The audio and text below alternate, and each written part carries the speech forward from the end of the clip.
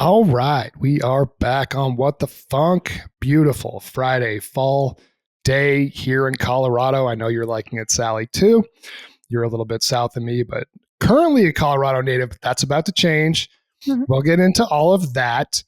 But Sally, you're somebody who I don't know when we've met, but we definitely reconnected at an Entercom happy hour. Your name, I just saw it so many times, like in emails. I think it was a Western Energy Alliance. It was something you were just out there. I'm like, God, this Sally Hallingstad, she's just everywhere, man. So when I met you, I was like, you got to come on my podcast. You're like, oh, I actually had a podcast, and you're an easy person to talk to, and I know a very social networker in the oil and gas space. So I love having you on, Sally Hallingstad. Well, thank you so much, Jeremy, for inviting me. I'm happy to be here. I'm happy that you're here. So I'm going to hit you with the hardest question first is, who are you, Sally? Who is Sally Hallingstad?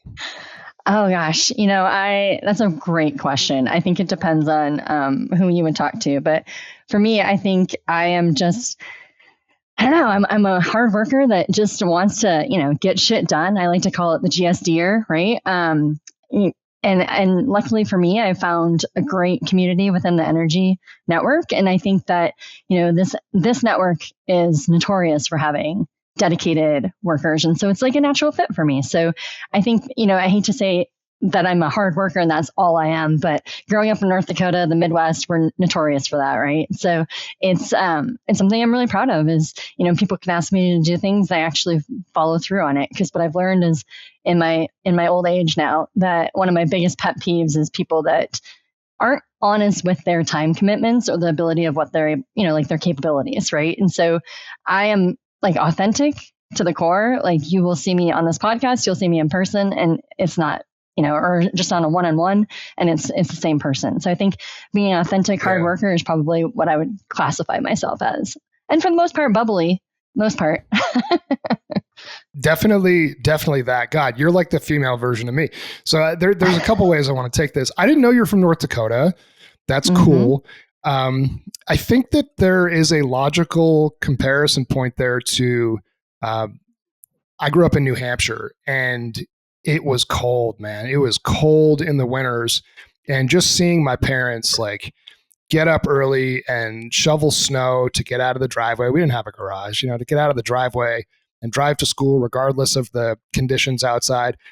They call it the Puritan work ethic in New England. Like really, you just sort of pull yourself up by your bootstraps and you do it. And I think I have a pretty good work ethic, and that was instilled in me because of what I saw everybody in my community and my family doing, just pushing through it no matter what. And it sounds like a lot of that resonates with you in North Dakota, where it's just like, well, you got a blue collar job or whatever it is, you got to get up and you got to go. It doesn't matter that it's 20 below. Like if your car starts, you're going. Right. Well, and it's funny, so I moved to Colorado in 2003, and remind me to tell you about the Minnesota thing, because when I was doing some research, that was kind of a funny thing. But so I moved from Minneapolis to Denver in 2003, and I remember my first winter here, I didn't even buy a jacket, because I looked at people and I said, you don't know what cold is until you have to plug your car in at night to make sure it starts in the morning. And people were so confused by that. And I was like, no, it's an engine block heater. Never mind. It's a different kind of cold. You're right. Okay, so I take back what I said. It's definitely colder in North Dakota because we didn't have to do that in New Hampshire. The first time I heard about that, that's like Calgary shit. I heard that in Calgary. I'm like, oh my God, that is the next level. Funny, yeah. I moved to Colorado in 2003 as well. When did you move out here? What month? June. You beat me. I was Halloween of 2003, so I'm right up on 21 years. You're at 21 years. That's awesome. And of course, you come from a place where it's colder, it's not as sunny. You get out here and you're like, this kind of rules. And like you said, you don't really need a jacket in the winter. I mean, obviously, if you're going skiing or spending time up in the mountains, you do. Right. But that's really relatable stuff. So where'd you go to school? Like, what happened before? And go ahead. Yeah. Yeah, I was going to say, I went to school in Minnesota, St. Cloud State, and I noticed that you have like somebody else named Jeremy Funk that's in Minnesota or something. Isn't there like another Jeremy Funk? Did I read that somewhere? I do want to hear the story. This is amazing. So yes, I have Funk Futures. That's my company. We have a website. And I get like some messages on the website, but it's mostly just like spam. Like, we can help you get more leads and this and that. Occasionally I get like a real message. So I get a message from a guy named Jeremy Funk in Minnesota. And I'm like, there's no way this is real. But I looked at it, and the message was, hey, you hit my radar somehow, your podcast or something, and you were wearing a hat that said Funk Futures. I was looking at your website. I didn't see anywhere where I could buy one of those hats. I'm like, oh, well, I don't really sell the hats. I just kind of like give them to clients and friends and stuff, and my family. Like, I guess I could sell you one if you want. I'll just sell it to you for cost. He's like, yeah, okay, for sure. So he sent me his address. I sent him a hat. He like took a picture, a selfie, and sent it back to me. So yes, there's a Jeremy Funk out there wearing a Funk Futures hat in Minnesota as well. I've never met him, but he's walking around happy as a clam wearing a Funk Futures hat right now with the same name. I hope that the next time I go back, I run into him randomly or something. That would be awesome. Yeah. Well, but no, I was going to say, is that hard? But yeah, I went to school at St. Cloud State, which is it's about 60 miles northwest of Minneapolis, and was living in Minneapolis before I moved here. So, you know, we were just talking about the cold, and I would say that Minneapolis is even colder than North Dakota, just because of the amount of lakes around there, and that how that cold just rips right through you. It's kind of ridiculous. But yeah, when I moved here, and I don't know what your experience was, I was huge into local music, and Minneapolis was notorious. I mean, it was the home of Prince, right? So the amount of music that the amount of music I was exposed to, I was super bummed about leaving that. And then I came to Denver, and I was like, they really don't have shit here, like for local music, and like artists weren't stopping on their tours at that time to come through. And then all of a sudden I feel like it just started to shift a little bit. Like the Fray became big, and One Republic became big. And then all of a sudden Denver actually became an awesome music scene. And so now I'm hoping that my next venture, my next city, as you kind of alluded to, I'm hoping that Houston has just as much good music as Denver, and then previously Minneapolis did. Yeah, I think Denver has always gotten the big acts that play at, what is it, Ball Arena now, Pepsi Center, Red Rocks, but like the smaller, more local things, you do have to seek out. Any like famous artist you can always find. Like this is gonna be part of their tour. Like Taylor Swift was here, and some of my friends, babysitters of my kids who are like 19-year-old girls, they couldn't afford to go in, so they would literally like camp out in the the Broncos Stadium like parking lot so that they could listen to the Taylor Swift show. You know what I mean? But yeah, big acts for sure. Local acts, then of which there are many.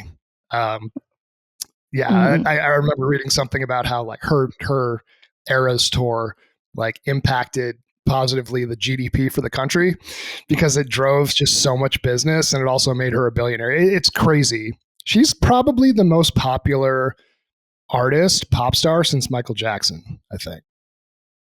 I would agree. And I think it's partly because, you know, like her whole tour is called it, but like she crosses over so many different generations, right? Like it's kind of amazing. Yeah. I mean, I'm not personally like the biggest fan of her music, but I am a big fan of her business, like her drive, and obviously her boyfriend. So, you know.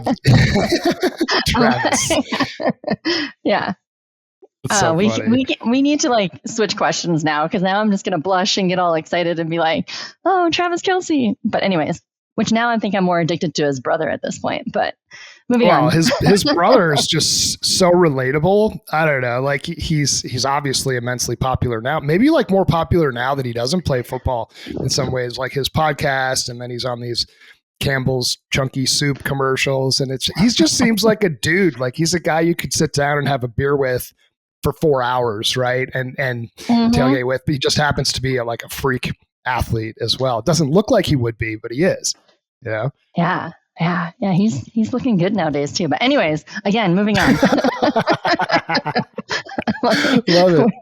Love it. So you moved to Colorado in 2003, right? Yeah. Like me. What did you get into work-wise, and where in Colorado did you live at first? Yeah, so it was funny because when I was living in Minneapolis, so I graduated I should back up a little bit. I graduated from St. Cloud with a degree in mass communications, mostly so I could just be done with school. And it was like all of my credits finally equaled something, so to speak.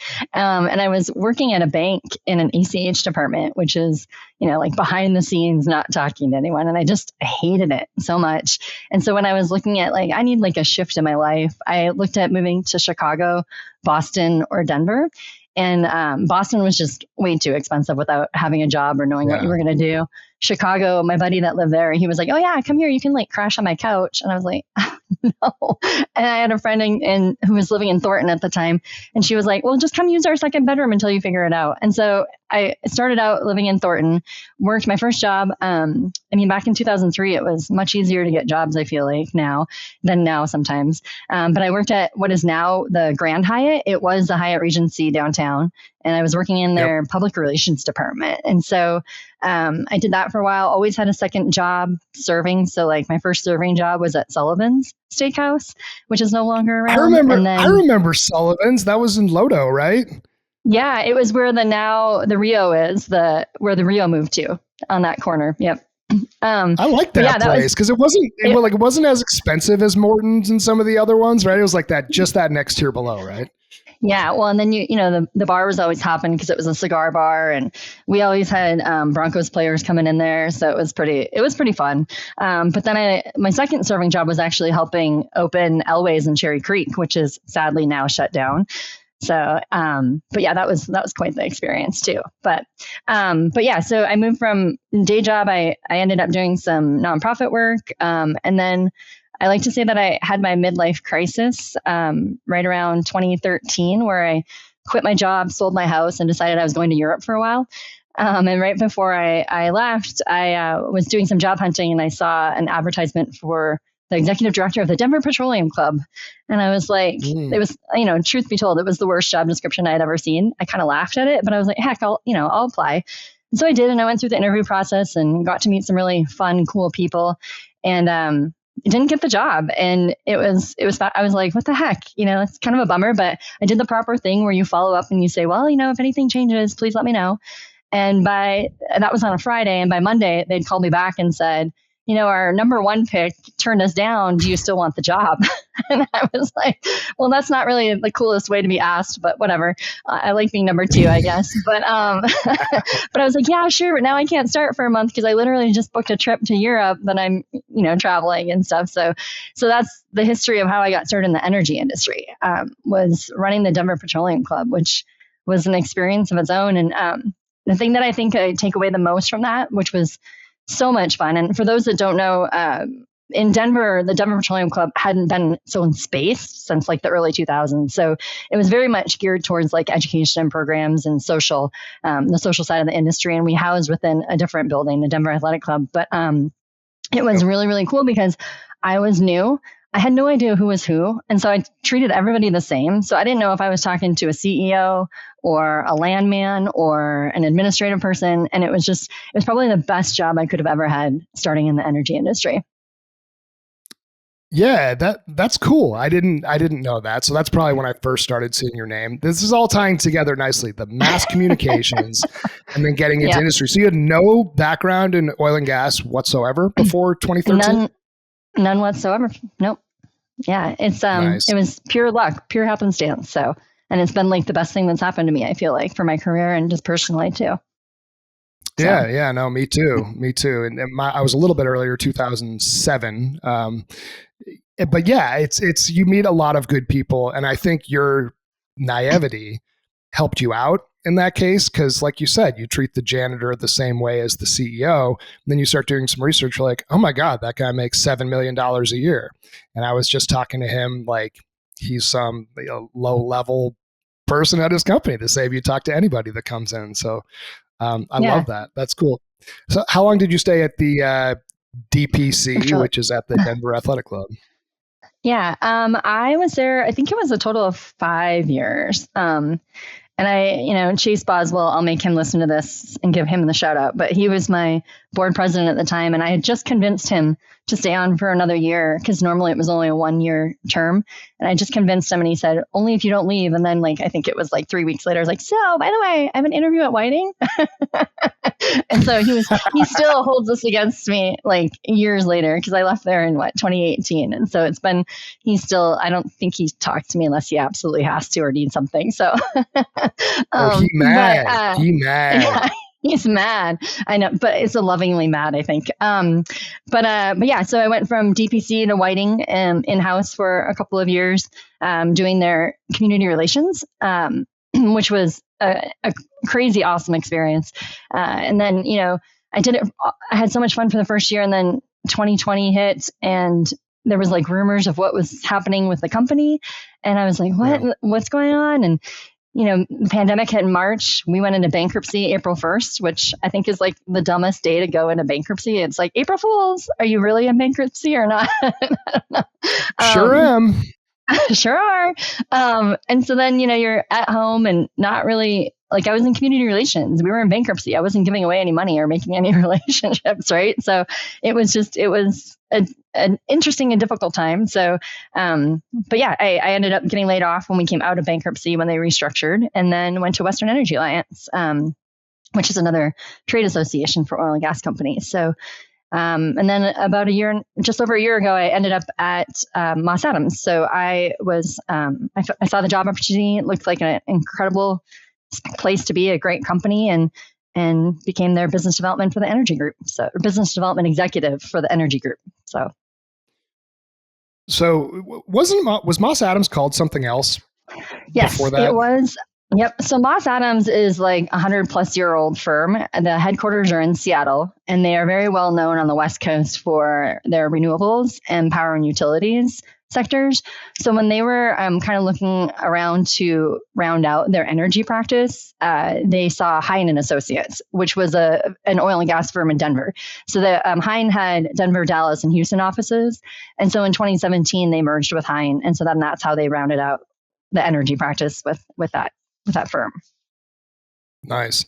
So I like this background. Thank you. You really explained it succinctly and really well. I want to talk a little bit about your current job. So what do you do as the business development executive for Moss Adams here in Denver? What does that mean? Well, usually when I'm on meetings, I tell people I'm the hugger and the drink buyer. So I, as you probably are familiar with, like, there's, I'm not trying to knock any of my coworkers, because we definitely have a lot of unicorns in our firm, but traditionally, accountants are not necessarily the most social, and they prefer to do what they're good at, which is the technical and the skills stuff, right? Like and we have an amazing team, and they're very, very good at it. So they have people like me that go out and try and, dig up business, so to speak. And not that they can't do themselves, but a combination of, their more introvertedness, so to speak, and the busy times that they have. I mean, they're constantly billing out. I mean, it is never ending. I thought tax days were like once a year, like April 15th. That is not true, I've learned. And it is like constant. And so our team is always kind of heads down, really working hard for our clients. And it's my job to go out and make sure that our current clients are happy, but then also look for other opportunities for them to do work with. So. Yeah. Yeah. You are like the VP of smiles over there, basically. It sounds like. I like that. Yes. Smiles and hugs. Yeah. It's so funny because I don't know, Jeremy, I feel like even when you and I reconnected, I can't remember if we hugged or not, but like I'm such a hugger. And I realize that sometimes that really does offend people. And I need to step back and like wait for other people sometimes to make the move. Like, are they sticking their hand out, or can I just go in? I'm definitely a hugger too. So I'm going to say that based on both of us being huggers, there was definitely a hug, because I'm just like, oh my God, this is the famous, the infamous Sally Hallingstad. Now, come on, bring it in. Yeah, I get what you're saying though. And I actually think for my business, it's somewhat similar, right? We work with a lot of early stage tech companies, which the founders are brilliant, but they're technical. So why do they work with us? Because we do the stuff that's a little bit less comfortable for them to do. They're good once you get them in the room and once they build a relationship, but getting them in the room, it's like, it's hard for them, right? That's them getting out of their comfort zone, where I think as for the two of us, that is our comfort zone, right? Is creating and brokering those new human connections, those authentic relationships and business opportunities. So it sounds like a great fit. And you told me, which I'm kind of bummed out about since we're getting to be friends, you're moving. Mm-hmm. Yeah. I'm excited. It's been in discussions for a while, and we finally, I guess, heard on Funk Futures first, or right? Like it's just like, or what the funk, I should say.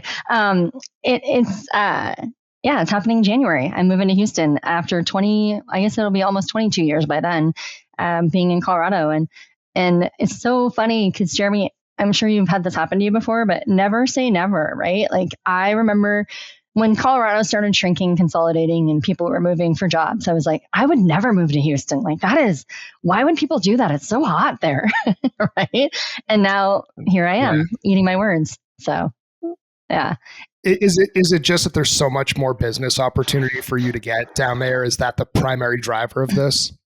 Yes, I think our Houston office, we're really focusing on our entire central region of offices, so Denver, Dallas, and Houston, on growth. And it's not just oil and gas in Houston. I mean, there's everything. There's renewables are really starting to, pop up and be proficient, kind of highlighted down there. Power and utilities is in Texas, right? So like, there's so much opportunity to your point for business. But I think the other thing that really kind of solidified it for me is, to your point, and you've been so nice about like highlighting me, the infamous Sally or whatever. I've had such a great opportunity in Colorado to build an incredible network, and that network's never going away, right? So like for me, I've been traveling so much this last year, and the majority of my travel is in Texas, that I'm like, I would rather be based there, boots on the ground, build that same network that I have in Colorado, and then come back to Colorado every 5 or 6 weeks to maintain the network here, right? So to me, especially growing up in North Dakota, like I'll never forget when I started at Whiting, and my boss, Ashley McNamee, brought me up to Williston for some meetings with the local offices. And it was like in December of 2018. And we sat down, and they were all just kind of like looking at me like, who is this bitch from corporate, right? Like, why would we want her involved in all this?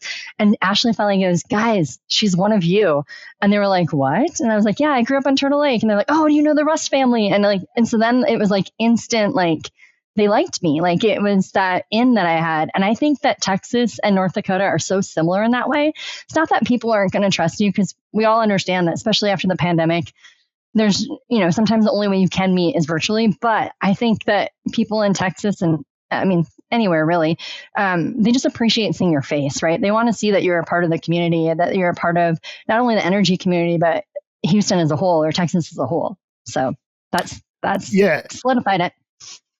That's great. Yeah, you summed that up well. I would say I think Houston, you can live somewhere else and go visit Houston. You have to go a lot. I like to joke around. I think I've been to Houston maybe 200 different times. So if each of those is an average of a 3-day trip, I've almost spent 2 years of my life in Houston without ever actually moving there. I would say the smaller pockets, like the Tulsas, Pittsburghs, Midlands, they appreciate seeing you even more in person. I'd probably put Calgary in that bucket too, because it is pretty insular. But yes, it will help you to be there, and it's shorter flights to some of those places that I just mentioned. So, very cool. You brought up Tulsa, but I freaking love Tulsa, like that downtown. And I just on my last plane ride, I just started watching Tulsa King, so I'm very excited. I haven't seen that, but I will. It's on the list. I'm working through the Aaron Hernandez doc right now, which is just so painful to watch. But I don't know. That's on. I think that's a Netflix show. Anyways, Tulsa is cool. It's come a long way. My first trip there, I think, was 2009, and there wasn't much. But now it's become like kind of hip. I don't fully buy into like this is the next Austin. I'm not going to go quite there. I don't know if it ever will be. But I've always said OKC is a better business town, but Tulsa to me, if we're looking at Oklahoma as a whole, would be a great place to live. Like I could see why Agreed. people live there. It's close to lakes, right? The pace is a little bit slower. There's really not any traffic. That airport is like the easiest airport to navigate ever. You show up 30 minutes before your flight and you're at your gate with 28 minutes before your To flight go. type of thing. Yeah. Yeah, it's cool. Yeah. So you're on the road a lot. Do you have family? Like, is there anything tethering you here? You have kids or anything like that? No, it's well, it's a funny story. So I thought at 22 that I wasn't going to have children, but I went to a psychic a couple of years ago that told me that I knew at 12 that I wasn't having children. But I have avoided, so to speak, the marriage and the children piece of it. So that definitely helps with the travel. I will say, like, as much as I would love a dog, so much would I love a dog. I can't justify having one right now. But yeah, my family, I do have one of my brothers lives here in Denver, but the rest of my family's all back in North Dakota. And so I get home probably like every 4 or 5 weeks to see them. Cause I have a 13-year-old niece who is definitely the love of my life. And so it's great to be able to go back and really help her through some, teenage stuff. Let's just put it that way. But yeah. I have daughters who are 14 and 12, and it's interesting. Sometimes, my wife does a great job with them because I think, she lived it. But for them, it's sometimes they just love me. Other times I'm like just the scourge of the earth. They're the most annoying person I've ever met. The slow eye roll, both of them have really mastered that whenever I make like a dad joke or say something that annoys them. But they're special. Like they're just awesome kids. And it's funny too. Like my wife and I were just joking about this the other day. We had parent teacher conferences and they're just like, these teachers are just raving about them. Like, is this the same kid that like flips me off when I'm just asking her to like clean up her room? Because it sounds like a different person. But I like to tell them, I'm like, really, like, great job.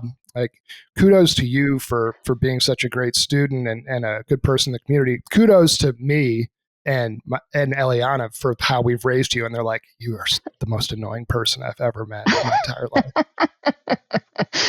It's a special time.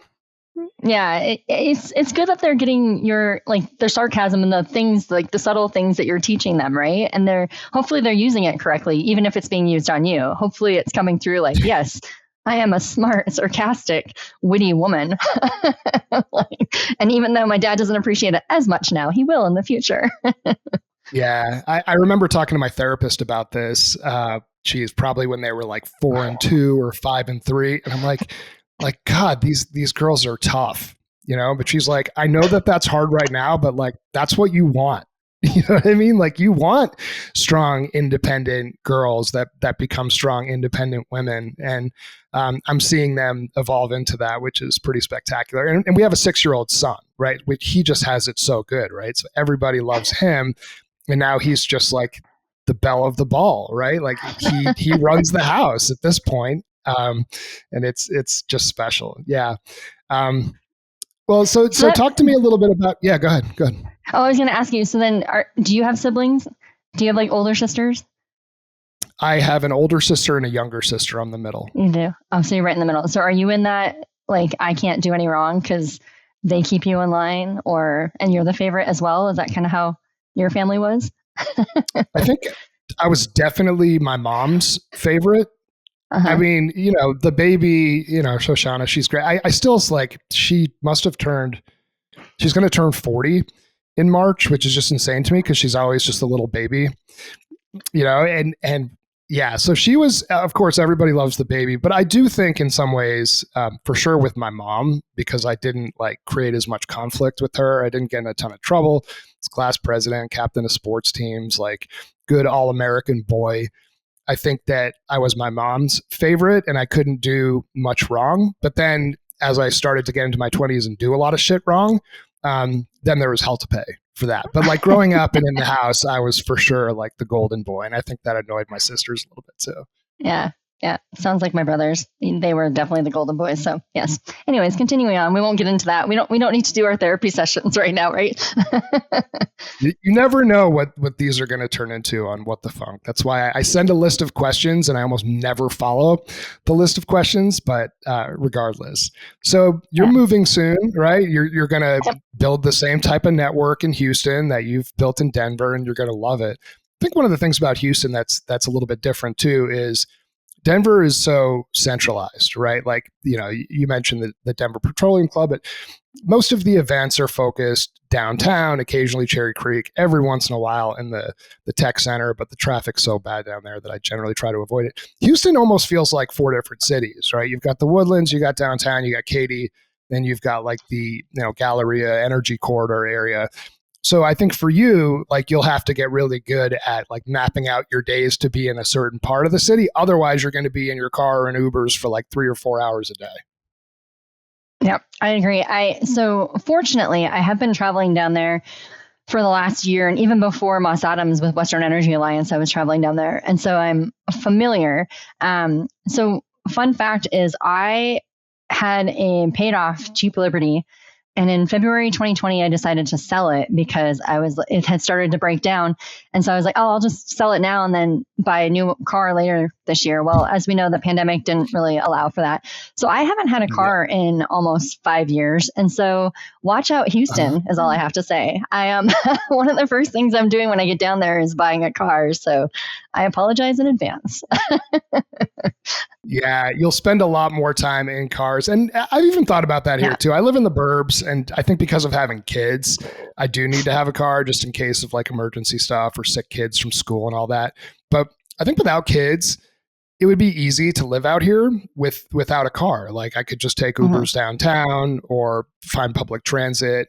And from the airport, like, it's just super easy to get either a bus or a train to anywhere. I've never taken that train from the airport to downtown, but I'm like the biggest advocate for it because I'm like, dude, you're either like renting a car and that process is annoying, and then you're driving and you're paying a lot of money to park downtown, or you're taking an expensive Uber, or you could pay like $12 and get to Union Station in like 30 minutes. Like, that's pretty nice. Assuming there's no problems. But yes, when I do personal trips, I take that all the time. It's nice because you can sit there, you don't have to think about it. You're not stuck in that traffic that you see happening on, I-70. So I'm a big advocate for it as well. Nice. Well, I'm eager to see what kind of car you get too, because it feels like everybody in Houston has like a car a level above what their like job pays them. I think because they spend so much time in their car, it's like, oh, okay, that makes sense. You don't see as many like fancy cars around here. You see a lot of Teslas and Subarus, of course. My God, when I first got to Boulder, it was like, what is it? Like every, out of 10 cars, you see like 4 or 5 Subarus. It's either a Subaru or a Jeep, right? Like those are the 2 Colorado cars, Subarus and Jeeps. Subarus and Jeeps. And I read this a few years ago that Boulder in the 90s and early 2000s was a Subaru town. And then as, things started to evolve a little bit more, it became like a Tesla town, right? And now at this point, it's straight up like an Audi town. You know what I mean? Like it's just leveled up, and it's that level of wealth and fanciness. So we've seen things start to really transition out here too. Because like you said, you mentioned Boston. Like, I grew up close to Boston, and for me, it was like, I'm going to live in Boston. Like, when I grow up, this is where I'm going to have a career. And I got hit in the face pretty hard with like, my God, it is expensive here. That it made Colorado seem like super cheap. I don't think that's the case anymore. I think it's really expensive here now. But man, early on, like, my quality of life went way up. Living in a shoebox in Boston, not having anywhere to park, to like renting a condo with a couple friends, paying $330 a month, right?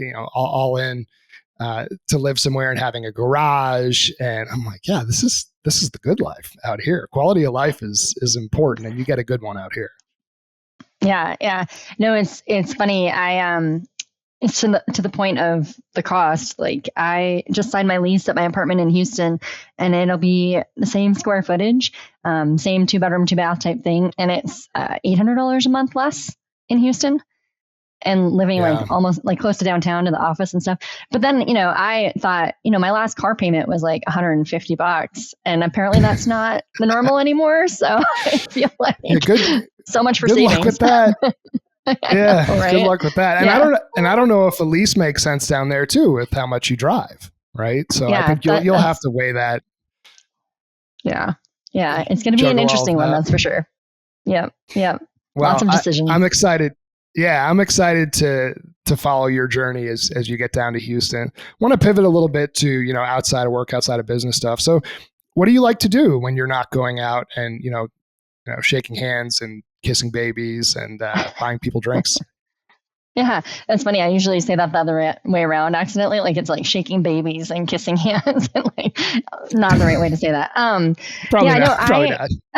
I know. Normally I love, like obviously being in Colorado, I've been very much an outdoors girl. And so, in the past, it's always been hiking and road biking. I've never really got into skiing or snowboarding. Like I just decided I didn't like it. So why keep trying to force myself to do this? And I would just, go up with people in the mountains and just wait for them at the après ski, right? Like why not? Um, but so it's kind of nice. Like with Houston, I won't be missing any of that I know that some people are really going to miss. But I don't know. It sounds so sad, Jeremy, but like I am very, very invested in Women's Energy Network right now. It's like my second full-time job. And as much as I try and do like hobbies and things like that, that is one hobby that just takes over my life, but I love it. Like for those that aren't aware, it's a global organization that really started 30 years ago. This is 2024 is the 30th year anniversary. And just really is another professional organization that brings women in all sectors of the energy industry together for networking, education, leadership development. So it's been a passion of mine. Like we started the Colorado chapter in 2016, and now I sit on the global board, and I'll take over next year in July as global president. And we have 27 chapters right now, and a lot of fun. But we're making a lot of really cool changes at the global level to really support all of our chapters. And so that is what is sucking up my time right now. So I can't even say like I like to go speed dating or anything like that. Like it's literally all just work or volunteer work. I don't know. It's really sad right now. I sound pathetic, but hopefully Houston will help me create boundaries and change those desire to constantly be working. So.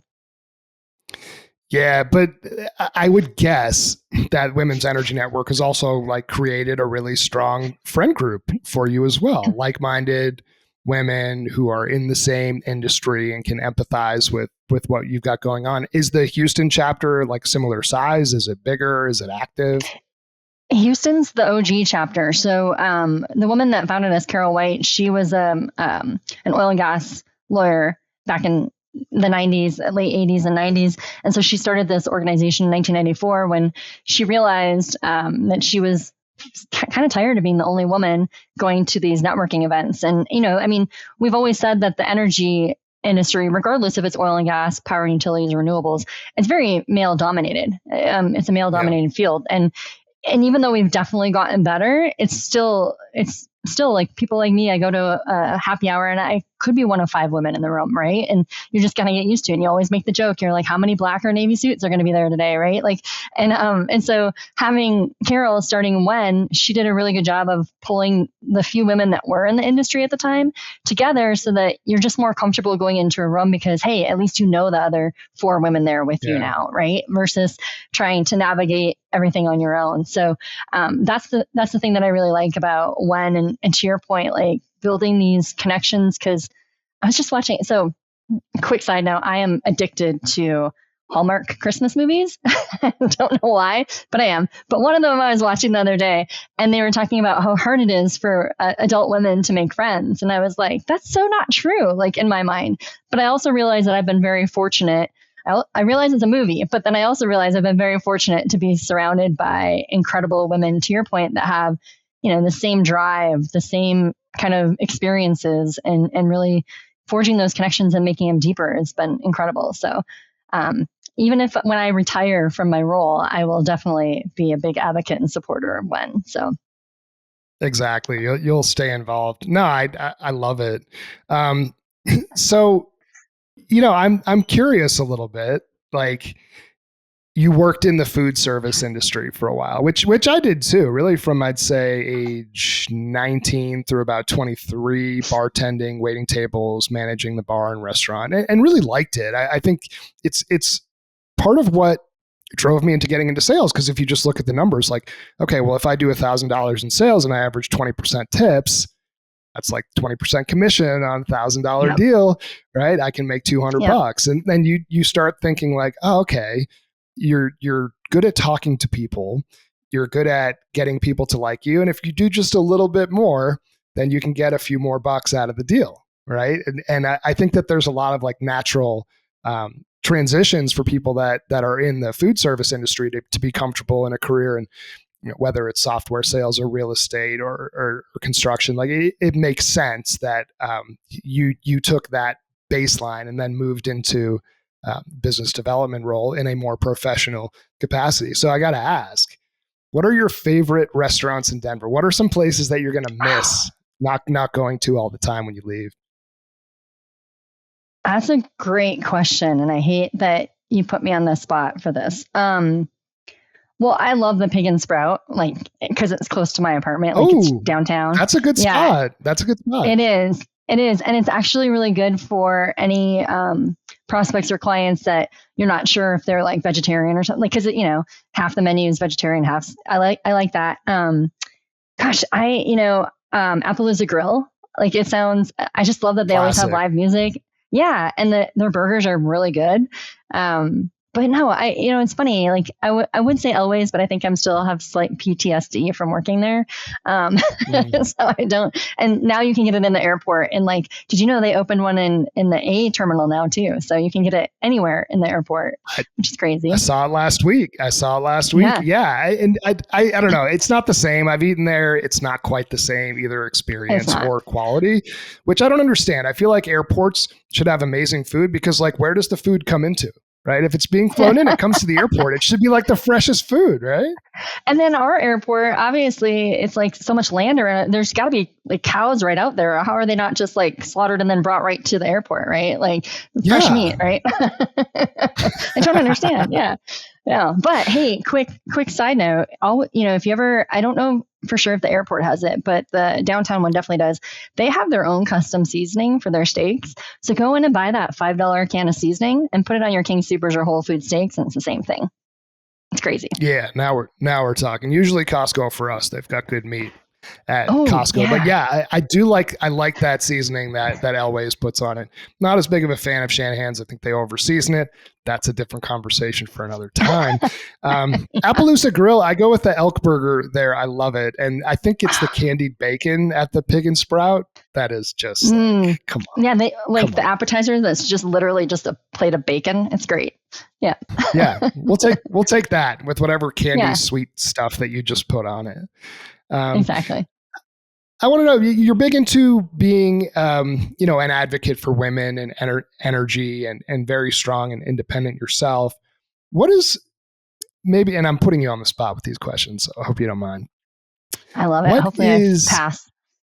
I'm sure. Well, there's really no fail in this. Okay. But like, what's some advice that you would give maybe to yourself? Like when you first moved to Denver, first started building your career, the 23, 24-year-old version of Sally Hallingstad, and then somebody today, a young woman getting out of school, like what is a piece of advice that you might offer to them with the wisdom that you have now? Don't be afraid to ask questions. I think that's the biggest thing. I think people are afraid of looking stupid.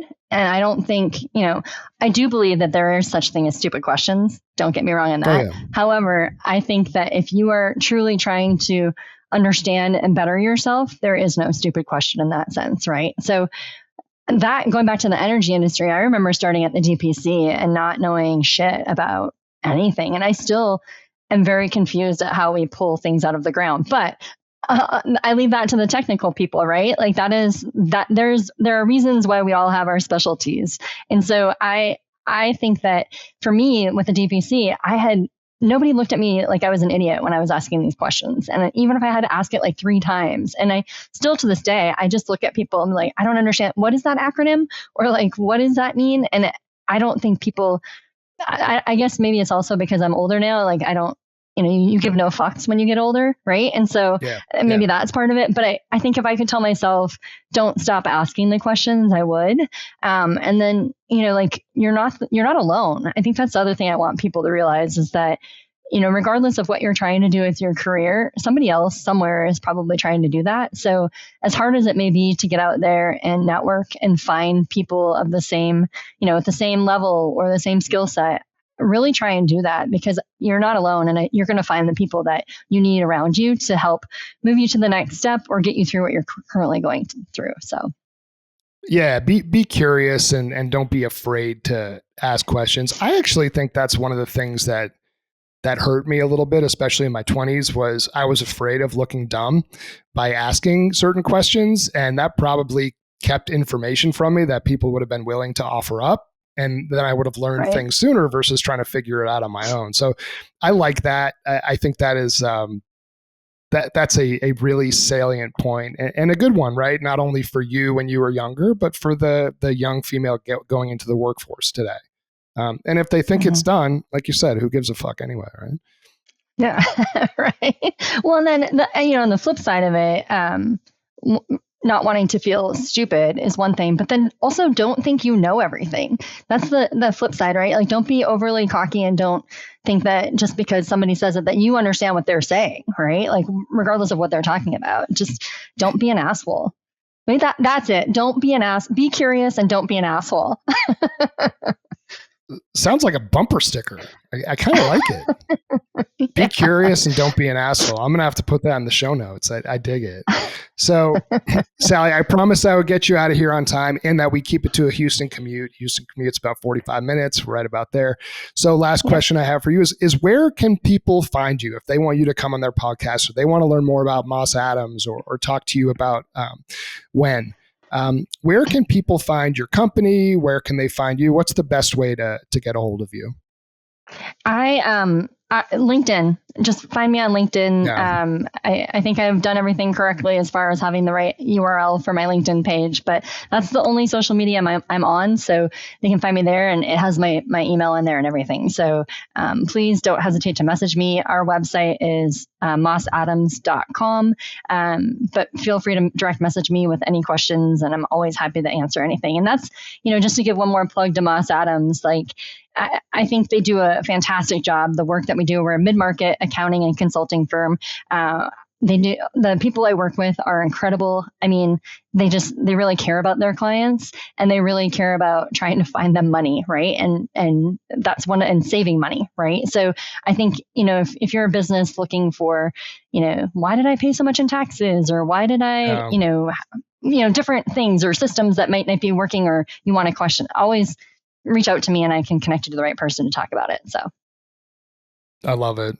Well, Sally, I really had fun on this podcast. I wish you a safe move, a good move. I'll probably see you at NAPE and you'll be like, drinking from the fire hose a little bit, but I want to check in and just make sure that last month is treating you well and that Houston is great. And, you're probably leaving at the right time. You're not a skier. So you're not missing much here other than the cold weather and you get Houston in all of its glory until inevitably May and June, July comes around and you're wondering why you moved. Yeah. Well, I think there's going to be a very large project in Colorado in July that I need to be here for the whole month. I'm pretty sure that's what's going to happen. Yeah. Yeah. Well played, Sally. Thanks. Well, thank you for coming on What the Funk and all the best to you.